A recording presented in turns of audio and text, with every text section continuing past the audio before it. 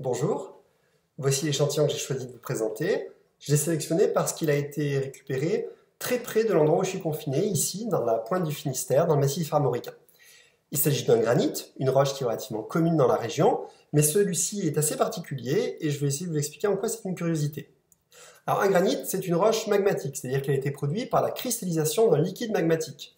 Et en l'occurrence, ici, vous avez affaire à une roche magmatique à texture grenue, puisque tous les minéraux sont bien visibles à l'œil nu.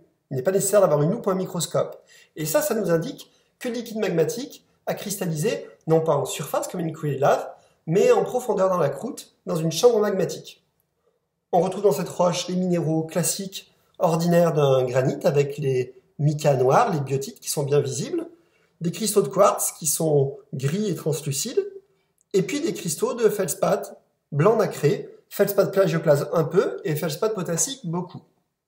Alors ce qui est surtout particulier et spectaculaire dans cette roche, c'est la présence de ces structures circulaires qui en fait sont même sphériques si on les prend à 3 dimensions. Ces sphères, les géologues les appellent depuis 2 siècles des orbicules. Les orbicules sont constitués d'un noyau, plutôt d'un nucléus, qui dans le cas de cet échantillon précis a la même composition que la matrice, et puis d'un cortex, qui là ici est constitué d'une monocouche de feldspath potassique, mais ça aussi ça peut varier d'un granit orbiculaire à un autre. Alors pourquoi y a-t-il des orbicules dans ce granit?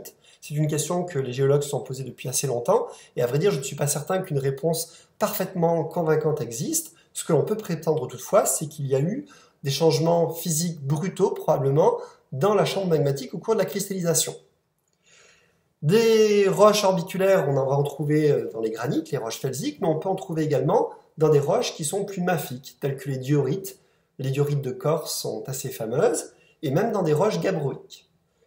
Alors cet échantillon, je le trouve particulièrement attachant parce que l'affleurement lui-même est attachant. C'est un affleurement auquel on peut facilement accéder, il se trouve au bord de la mer, et il est assez spectaculaire. C'est un filon qui mesure à peu près 1 mètre.